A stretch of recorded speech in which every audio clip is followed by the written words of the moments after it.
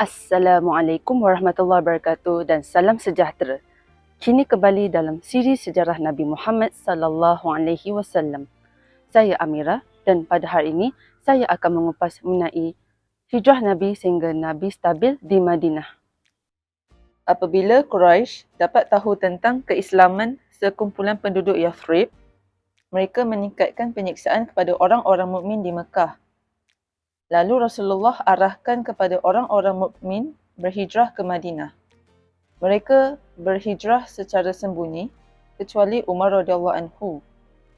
Beliau telah beritahu orang musyrik Quraisy tentang penghijrahannya seraya berkata bahawa sesiapa yang mahu ibu kehilangan anaknya, esok tunggu aku di tengah wadi ini. Namun tiada seorang yang berani keluar sahut cabarannya.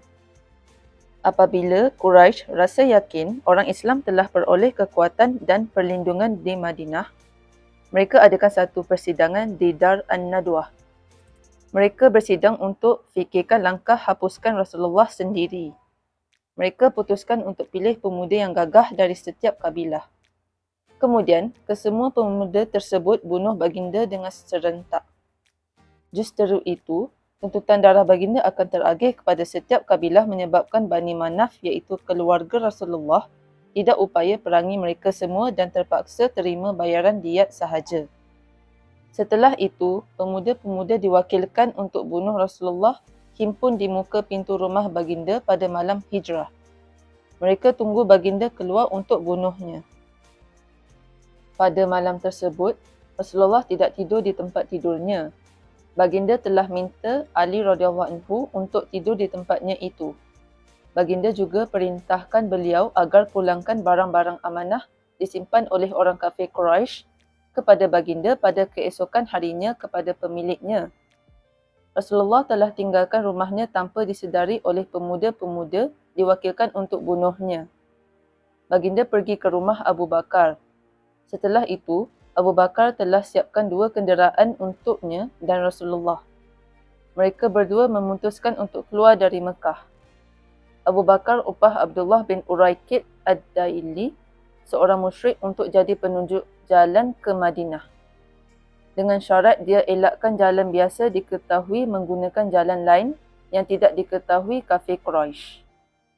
Rasulullah dan sahabat baginda Abu Bakar keluar hijrah pada hari Khamis, 1 Rabiul Awal, tahun ke-53 kelahiran baginda.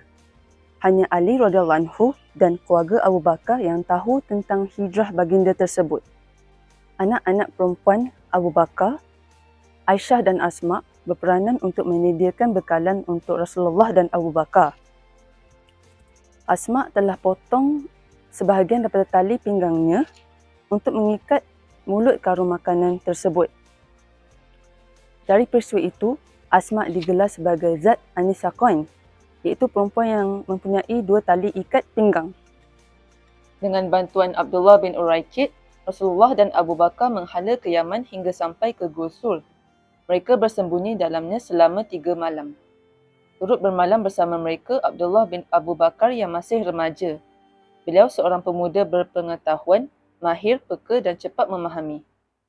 Beliau akan keluar tinggalkan mereka pada waktu sahur, lalu berpagi-pagian bersama Quraisy Mekah, seolah-olah beliau dengar daripada Quraisy.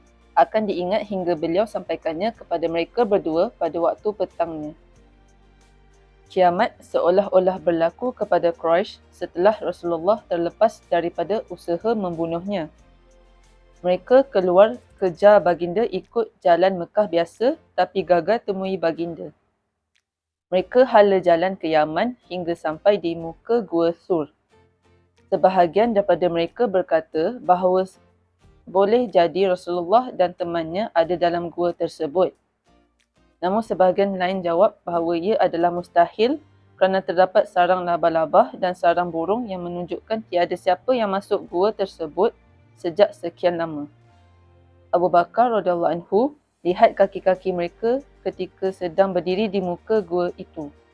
Beliau menggeletar bimbangkan nyawa Rasulullah.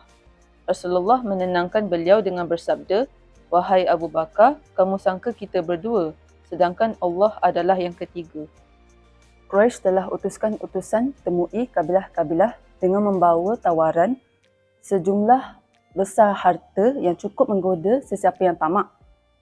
Tawaran ini ditujukan kepada sesiapa yang menemui Rasulullah dan teman baginda lalu membunuhnya atau menawannya. Oleh itu, Surakah bin Ja'sham menyahut tawaran itu. Dia bertekad untuk mencari Rasulullah dan Abu Bakar demi membolok sendiri harta tersebut. Rasulullah lalui jalan pantai Laut Merah merentasi jarak jauh. Namun Surakah telah berjaya jejaki mereka. Apabila Surakah dekati mereka berdua, kaki-kaki kudanya terbenam dalam pasir dan tidak berupaya untuk berjalan. Dia cuba sebanyak 3 kali supaya kudanya menuju ke arah Rasulullah, namun kudanya tetap enggan. Pada ketika itu, dia yakin bahawa di hadapannya ialah Rasul yang mulia. Lantas, dia minta Rasulullah berjanji berikannya sesuatu jika dia menolong baginda. Baginda janjikan untuknya 2 gelang tangan yang dipakai Kisra. Surakah kemudian pulang ke Mekah dan berlakon seolah-olah dia tidak temui sesiapa. Rasulullah dan teman baginda Abu Bakar telah sampai ke Madinah pada 12 Rabiul Awal.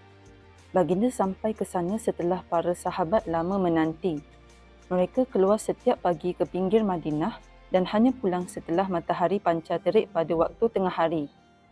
Apabila mereka lihat baginda, mereka rasa amat gembira. Kanak-kanak mula dendangkan nasyid diiringi gendang-gendang. Semoga kita dapat berjumpa lagi dalam episod yang akan datang.